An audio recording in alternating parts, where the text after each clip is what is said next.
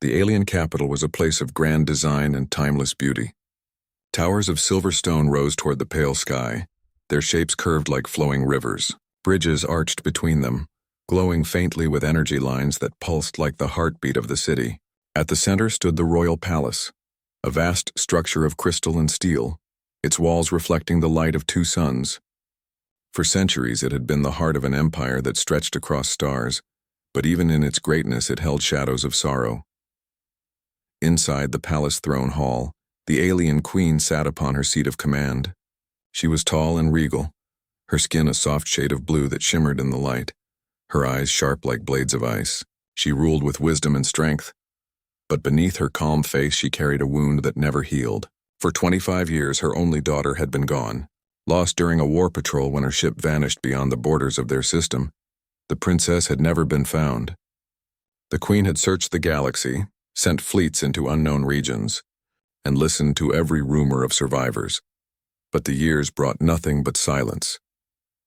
On this day, the throne hall was filled with her council, nobles in flowing robes of silver, generals in armor, scholars carrying records. They stood in order as the queen presided over the celebration of peace, marking a quarter-century since the war had ended. Songs echoed through the hall, banners hung from the ceiling, and yet the queen's heart was not in the moment. Her silence was broken when a messenger ran inside, breathless and wide-eyed. He fell to one knee before the throne and held up a glowing tablet.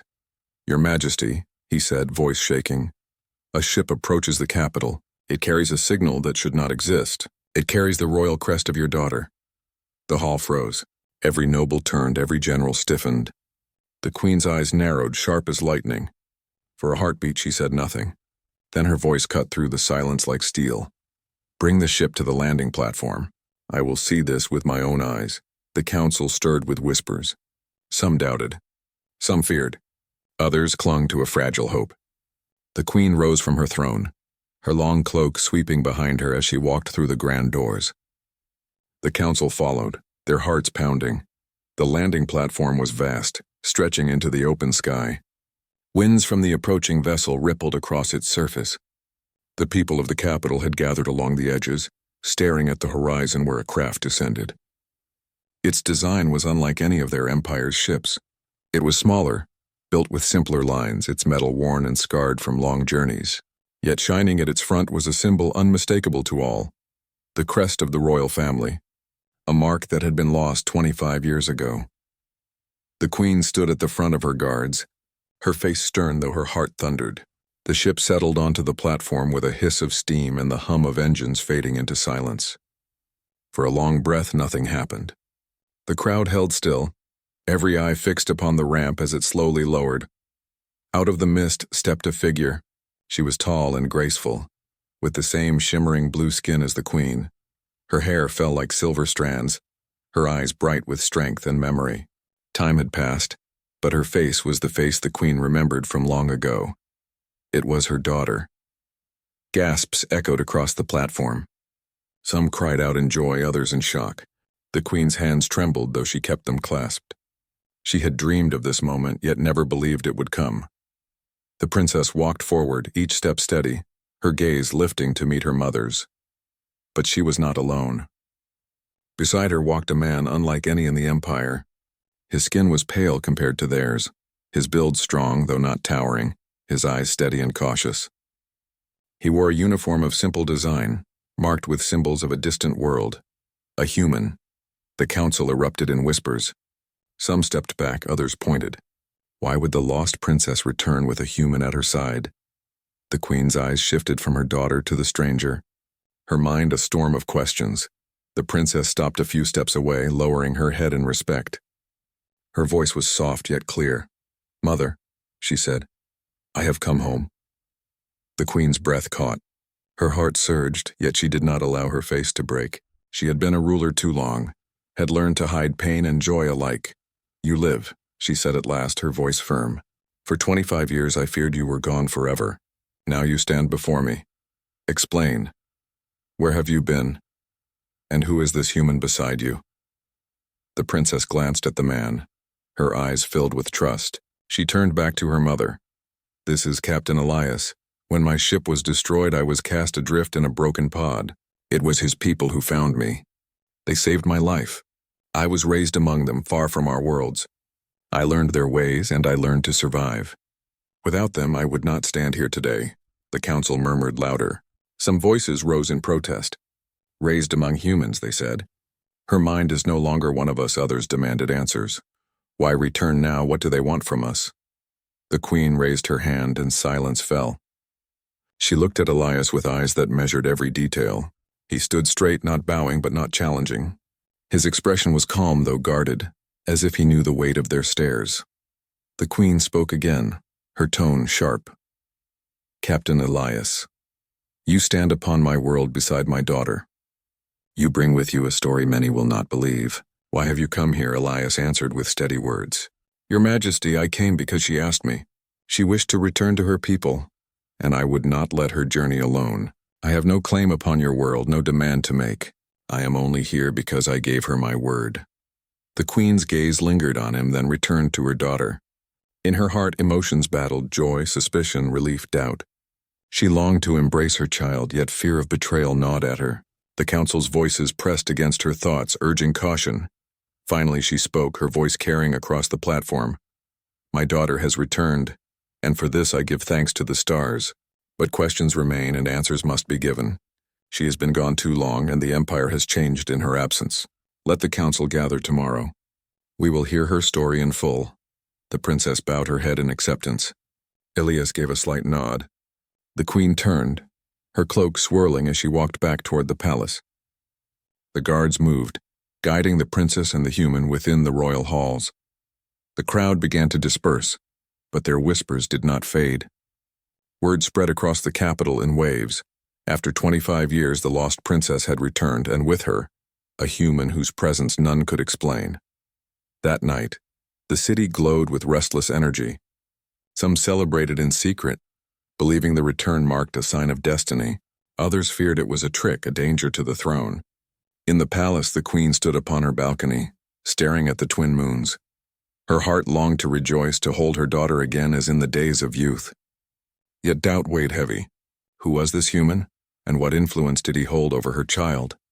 What truth lay behind their return? Far below, in a guest chamber, the princess looked out at the city of her birth for the first time in decades. Beside her, Elias stood silent, his eyes studying the alien stars. Tomorrow, questions would be asked and judgments would be formed. But tonight, the city held its breath, waiting for the dawn that would reveal what future the lost princess and her human companion would bring. The palace walls were quiet in the morning, though the air carried tension like the weight of a storm waiting to break. Servants moved swiftly through the corridors, whispering as they passed each other. Guards stood at every archway, their armor gleaming in the light of the rising suns. It was not an ordinary day. After 25 years of absence, the princess had returned, and with her came a man unlike any seen in the capital before. The queen sat in her private chamber, surrounded by the high council. They had gathered to decide how to proceed. Their faces were stern, their voices hushed but sharp. Some argued that the princess should be welcomed without hesitation, for she was of royal blood and rightful heir.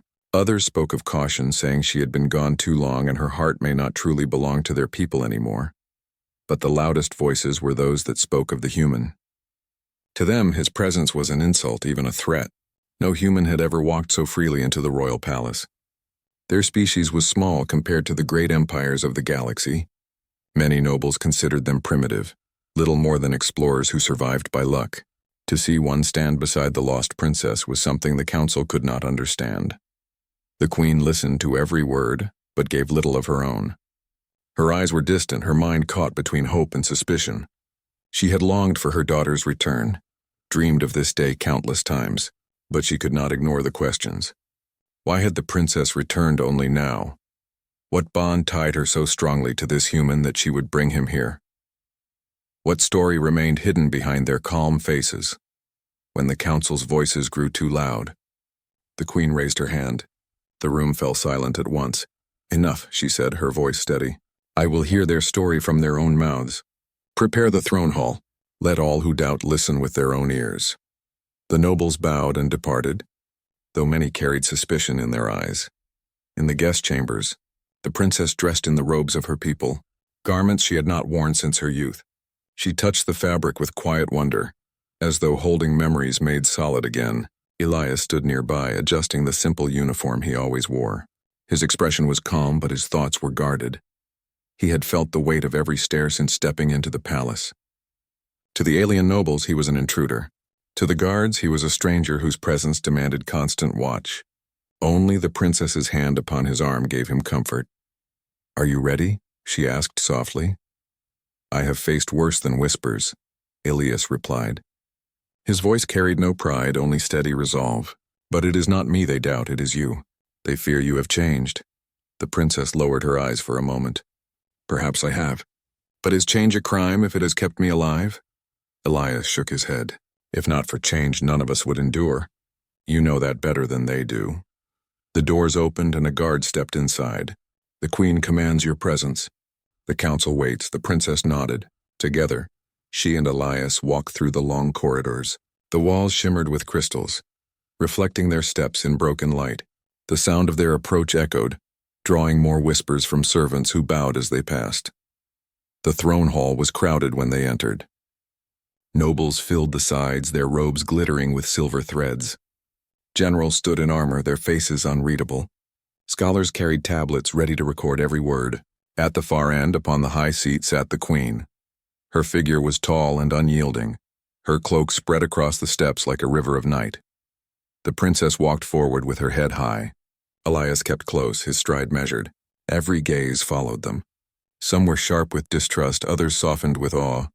The princess stopped at the foot of the throne and bowed deeply. Elias gave a respectful nod, neither bowing as her people did nor standing in defiance, but finding a place in between. "My daughter," the queen said, her voice carrying across the hall, "you return after years beyond counting. We believed you lost to the stars, yet here you stand alive. Tell us how this came to be. Tell us why a human stands at your side." The princess lifted her gaze. Her voice was calm, though her heart raced. "My ship was destroyed during the border war. I was cast into space with no hope of return. A passing vessel found me. It was not of our people. It was human. They saved me, sheltered me, and gave me a home when I had none. For years I lived among them, not as a prisoner, but as one of their own. I grew with them, learned their ways, and found strength in their spirit. Without them I would not have survived." Whispers spread through the hall. Some nobles shook their heads. Others leaned forward, curious despite themselves. "And the human beside you?" the queen asked, her gaze piercing Elias. The princess turned to him. "This is Captain Elias. He has fought at my side, defended me, and shared every hardship of the years we wandered. He is the reason I could return at all. He is not my servant nor my guard alone. He is my friend, and I trust him with my life." The council erupted in noise. Some shouted that it was madness. Others claimed the princess had been deceived. A few, quieter than the rest, spoke of honor in such loyalty. The queen lifted her hand again and silence returned. Her eyes fixed upon Elias. "Captain Elias," she said slowly, "you are human, far from your home. Why did you come here? Why did you not let her return alone?" Elias met her gaze without flinching. "Because I gave her my word. When she chose to return, I swore she would not face it without support. I came not for power nor for reward. I came because she asked it of me, and I honor my promises." The hall was silent for a long breath. Then a noble stepped forward, his voice sharp. "Your Majesty, we cannot accept this so easily. Humans are weak. Their worlds are small. To let one stand so close to the throne is dangerous. Who is to say he does not seek to use the princess for his own ends?" Another noble spoke. "Yes. If she has lived so long among them, perhaps she no longer serves our people but theirs." The princess raised her voice, strong and clear. "I serve truth. I serve survival. I serve the bond between those who stand together against the dark. If you believe I am no longer your daughter because I learned to live, then you do not know me at all." The words struck the hall like a bell. Some nobles turned away, offended. Others looked thoughtful. The queen's face remained still, though her eyes burned with conflict. Her daughter's return filled her with joy she dared not show, but the presence of the human raised doubts she could not ignore. At last, she rose from the throne. Her voice rang out across the chamber. "The council has heard enough for today. The truth cannot be measured by words alone. It must be proven. Tomorrow there will be a trial. Not of loyalty alone, but of worth. The human will face the test of our people, and only then will I know if his presence is rightful. Gasps echoed through the hall. The princess stepped forward, her hands clenched. Mother, no. This is not his world. These are not his ways. But Elias placed a hand upon her arm. His voice was quiet, steady. If proof is what they need, then let them have it. I will not turn away. The queen's eyes locked upon him. For a moment, mother and ruler warred within her gaze. Then she turned, her cloak swirling as she descended the steps. The trial will decide, she said, and with that she left the hall. The council followed in restless murmurs, leaving the princess and Elias standing in the silence of the grand chamber. Elias looked at her and gave a faint smile. I suppose tomorrow will be interesting. The princess's heart ached with fear, yet in his calm face she found a spark of hope. Together they left the hall, the weight of destiny pressing upon every step. Outside, the city buzzed with rumor. The missing princess had returned, but the human stranger beside her had become the center of every story. Some called him a threat, others a curiosity, and a few dared to call him a symbol of something greater. But none could deny one truth: the empire would never be the same again. The dawn came slowly, its light spilling across the towers of the alien capital like a tide of gold. The palace shone in the glow, but within its walls the air was heavy. Whispers filled every corridor. Servants spoke in hurried tones.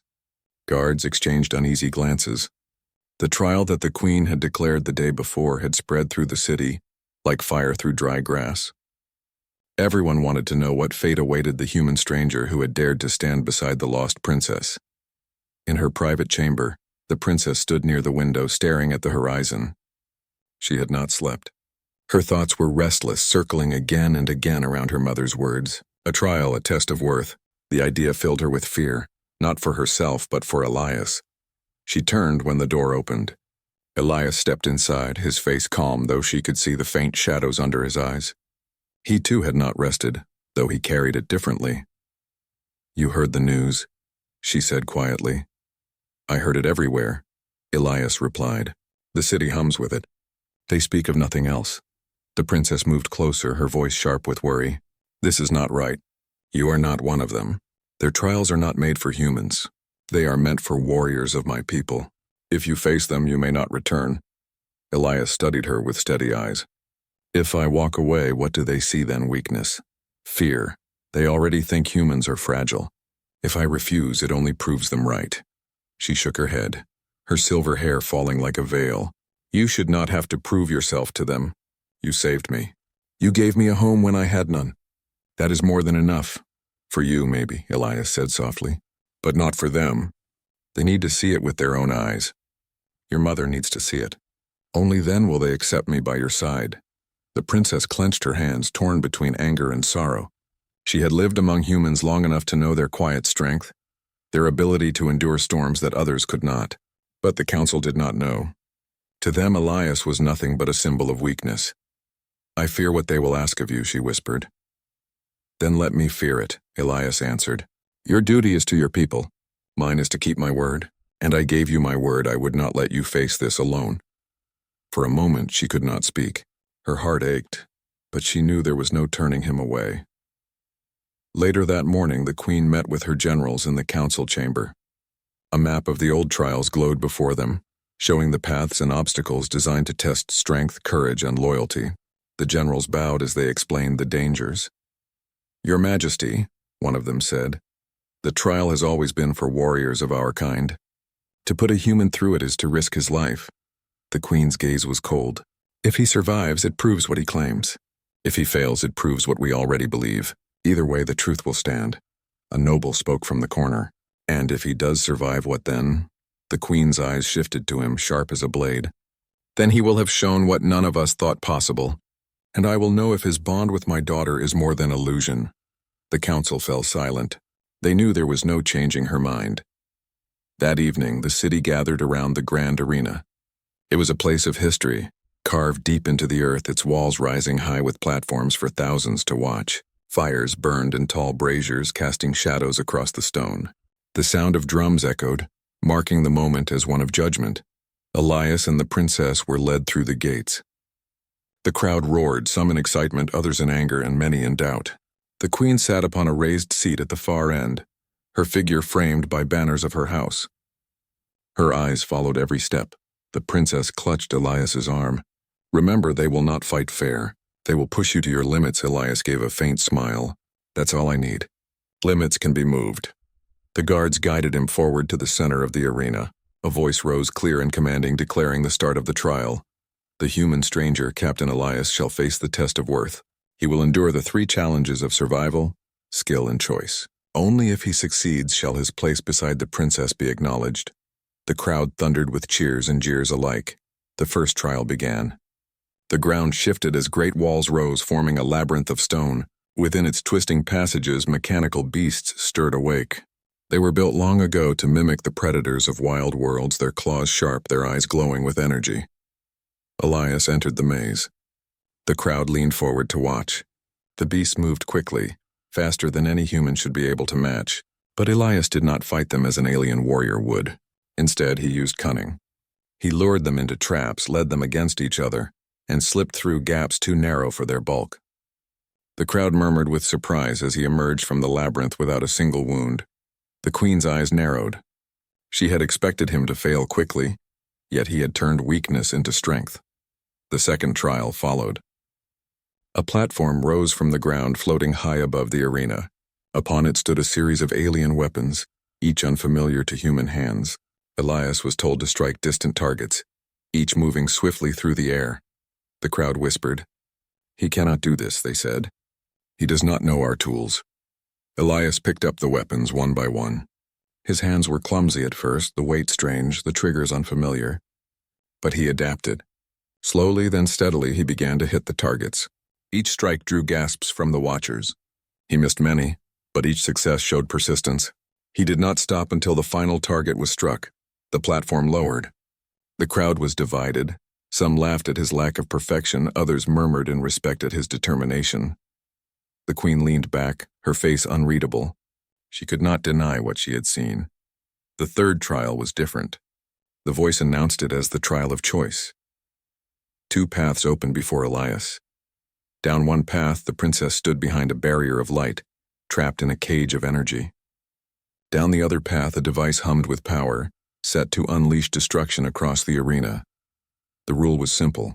He could save one. If he chose the princess, the arena would suffer. If he chose the arena, she would remain trapped. The crowd fell silent, watching. Elias stood between the paths, his heart pounding. The choice was cruel, designed to test loyalty against sacrifice. He looked at the princess, her eyes wide with fear. Then he looked at the device, its hum growing louder. For a moment, time seemed to stop. Then Elias moved. He ran not toward one, but between them, searching for a way to break the trial itself. Using pieces of the weapons from before, he forced the energy barrier to falter, releasing the princess. At the same time, he redirected the device's power into the ground, causing it to shut down without harm. The arena erupted in chaos.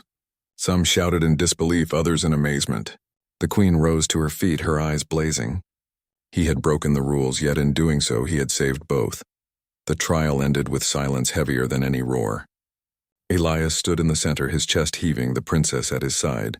The queen descended from her seat. The crowd parted as she walked across the arena, her cloak trailing behind her like a river of night. She stopped before Elias, her eyes burning with questions. "You were told to choose," she said, "yet you refused." Why? Elias met her gaze. "Because no one should be forced to lose what they love when another way exists. I could not accept their rules. So I made my own." The queen stared at him for a long moment. Around them, the crowd held its breath. Then she turned, her voice carrying across the arena. "The human has survived the trial. His worth is not measured as ours, but it is worth all the same. Yet this is not the end. His presence raises questions still, and answers must be given." The crowd erupted again, divided as ever. But the truth was clear. The human stranger had done what none expected. He had shown a strength that was not of muscle or tradition, but of spirit and will. As the queen walked back to her throne, the princess looked at Elias with pride shining in her eyes. He had faced their doubts and turned them into wonder. But she also knew the hardest part was still to come, because trials could prove courage, but they could not reveal the deepest truths that still lingered in silence. The trial was over, yet the echoes of its outcome did not fade. Across the arena, nobles, generals, and citizens still murmured with disbelief. A human had faced the challenges that even seasoned warriors feared. And though he did not triumph with flawless skill, he endured with wit and resolve. He had chosen not to bow to the structure of the test but to change it, bending the impossible into possible. That was something their people had not expected to see. The queen returned to her throne with a face of stone. The weight of her daughter's gaze followed her, as did the steady eyes of Elias. The arena was restless, but the queen's raised hand brought silence. "The trial is complete," she declared. "The human has shown that he is not weak as we believed. But strength alone is not enough to earn trust. I will not decide today. More must be learned. Let the council gather tomorrow. We will speak again." Her words struck the crowd like a wave. Some cheered, some protested, and some left in silence waiting for what would come. The queen stood and walked from the arena, her cloak trailing like a storm cloud. The princess and Elias followed under guard, their steps echoing against the ancient stone. That night the palace was restless. Lights burned late in the council chambers. Nobles gathered in secret corners, speaking of danger and hope in equal measure. Some argued the human was a symbol of dishonor, that his tricks in the trial meant he could not be trusted. Others whispered that he might be the beginning of something greater, a bridge between worlds. In her chamber, the queen stood by the window, staring at the twin moons that hung above the city. She remembered her daughter as a child, laughing, curious, full of questions about the stars. Now that same child had returned, carrying a human at her side. The queen's heart wanted to embrace her with joy, but her mind could not ignore the risks. Empires did not survive on love alone.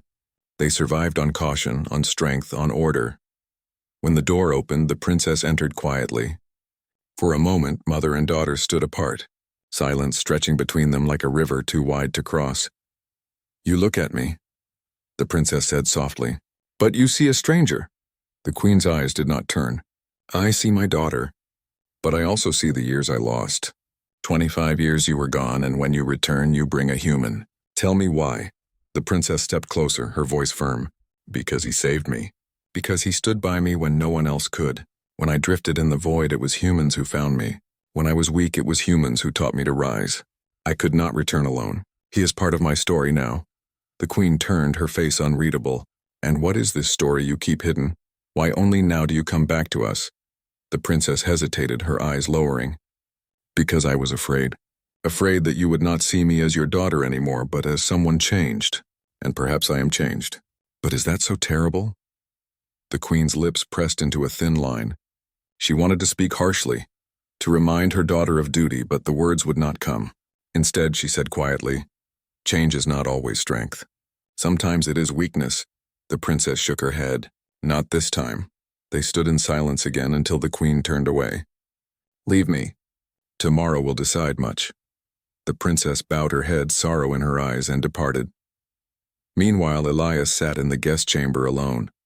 The firelight flickered across the walls, shadows dancing like memories of his trial. His body ached from the strain, but his mind was calm. He knew the queen did not trust him, perhaps never would. Yet he had not come for her trust. He had come because of his promise. The door opened and a young scholar entered. He bowed quickly. "Captain Elias, forgive me. I should not be here, but I wish to speak." Elias raised an eyebrow. "Speak then." The scholar stepped closer, his voice low. "I watched your trial.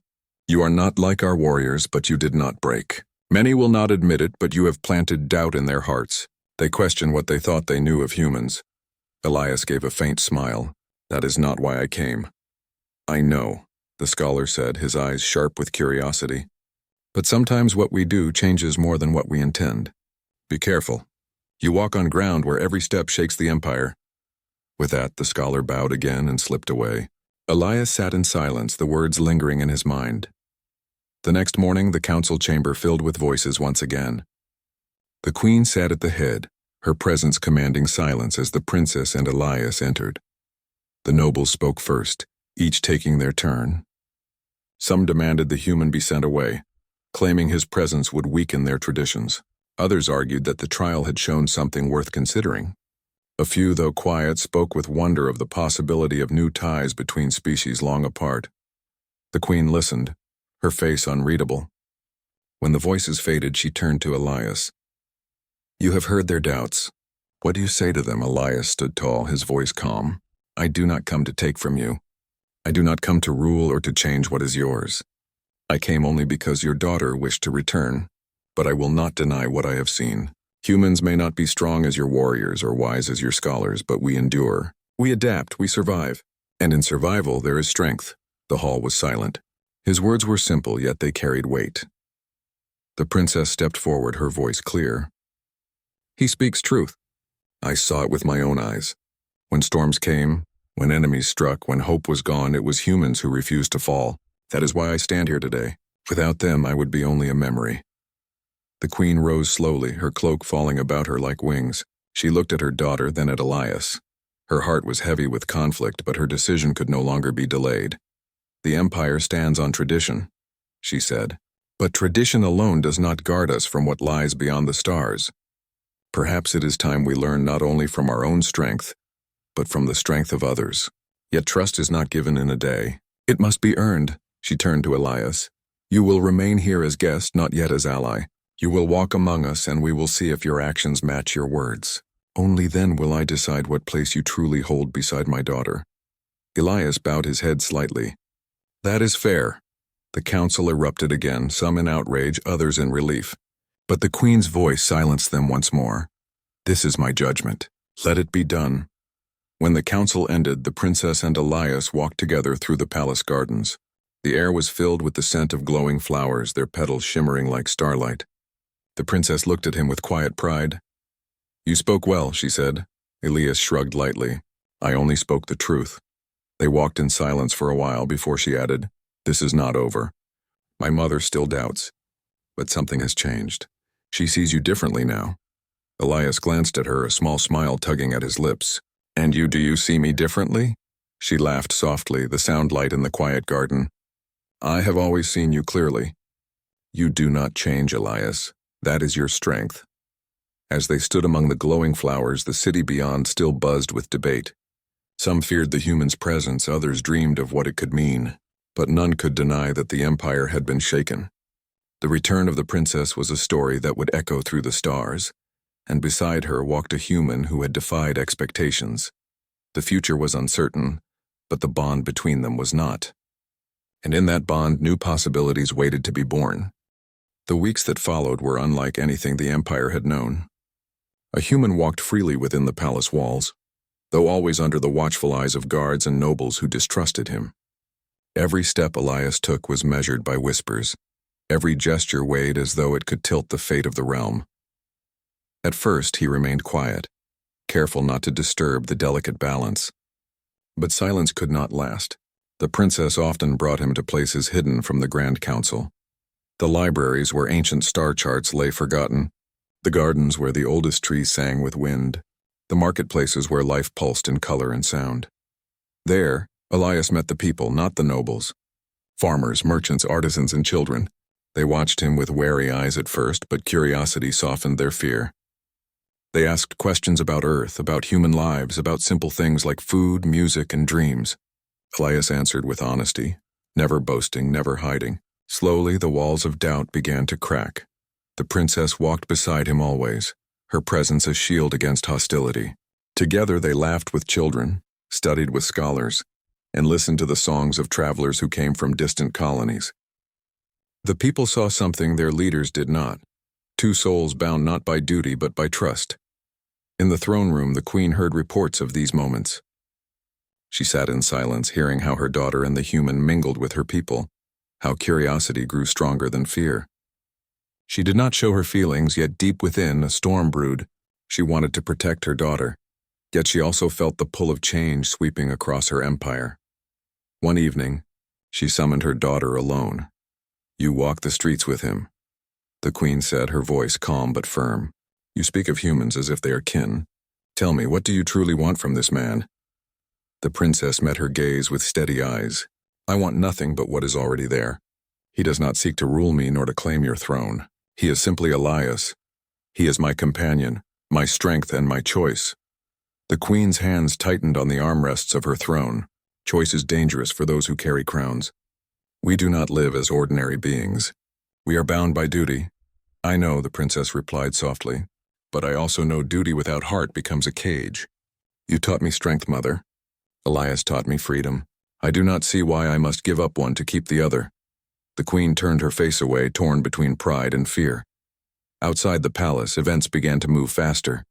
A neighboring empire, long watchful of the queen's realm, sent envoys bearing sharp words. Rumors reached the capital that they saw the return of the princess and the presence of a human as signs of weakness. They whispered that perhaps the empire was divided, perhaps now was the time to strike. The council grew restless. Some demanded the human be cast out immediately, claiming his presence had drawn the eyes of enemies. Others argued that his resilience in the trial had already proven useful, and that new alliances might be formed through him. The queen listened, but gave no answer. Her silence was its own weight. One night the palace trembled with alarm. Lights flared across the skies as ships from the neighboring empire crossed the borders unannounced. Scouts reported movements near the outer colonies, and fear spread quickly through the city. The queen gathered her generals at once. They test us, she said. They believe we are weak. We will show them otherwise. Elias stood quietly in the hall, listening. He was not asked for counsel, yet the princess urged her mother to hear him. The queen hesitated, then allowed it. Elias stepped forward. If they come because of me, then let me face them. Not with weapons, but with words. I have seen humans and your kind both fight endless wars, but I have also seen times when speaking changed more than swords. Let me try. The hall erupted in anger. Generals shouted that no human could speak for their empire, that such a thing was dishonor. But the princess raised her hand. He speaks with courage, she said. If they believe his presence here makes us weak, then let us show them it makes us strong. If he fails, we still have our fleets. What is the risk of trying first with words? The queen studied her daughter, then Elias. In her heart, fear and doubt remained, yet also a strange respect for the man who dared to offer peace where others sought war. Finally, she nodded. Very well. You will speak. But know this, if you bring harm to my people, no force in the stars will save you. Elias bowed his head. Understood. The meeting was set at the edge of neutral space aboard a vast station that floated like a jewel between stars.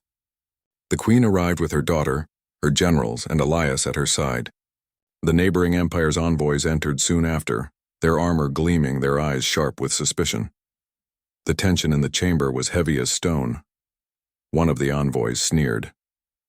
So it is true. The lost princess has returned with a human pet. Is this what your empire has become? The queen's face turned cold, but before she could answer, Elias stepped forward. His voice was steady, calm, and clear. I am no pet, he said. I am a man.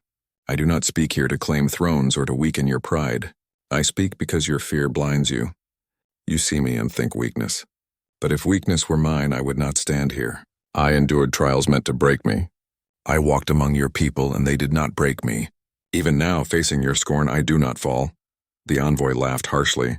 Words are wind. Perhaps, Elias replied. But wind shapes stone and words shape futures. You came here hoping to see division. Instead, you see me stand beside the queen's daughter. Not as conqueror, not as slave, but as equal. If that frightens you, then perhaps the weakness is not ours, but yours. The chamber grew silent. The envoys shifted uneasily, for though they despised the human's presence, his courage could not be denied. The queen rose, her voice sharp as steel. You came seeking proof of weakness. Instead, you found proof of strength. We do not bend to your threats. If you wish peace, speak it now. If you wish war, you will find us ready. The envoys looked to one another, their arrogance dimming under the weight of her words and Elias's unshaken stance. Finally, their leader spoke with reluctant calm. We will consider. For now, we withdraw. And with that, they left.